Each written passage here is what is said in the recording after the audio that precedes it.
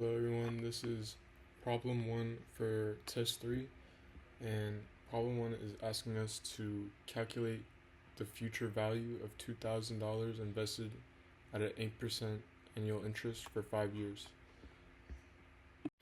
And these are the two formulas we'll be using for calculating the quarterly, monthly, daily, and continuously. This first one right here will be for periodic compounding, and this one will be for continuous compounding. So for the first three, for quarterly, monthly, and daily, we'll be using the first one for periodic compounding.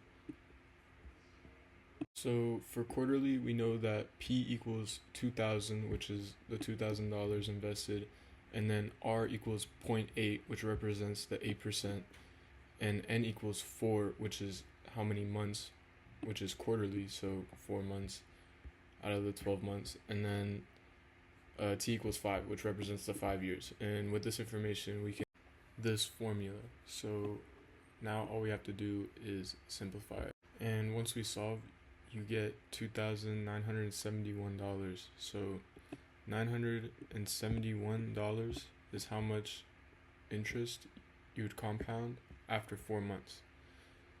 So now for monthly and daily, all we will have to change is the N value. So for monthly, the value would be 12. And for daily, it would be 365. So these will be our two equations for monthly and quarterly.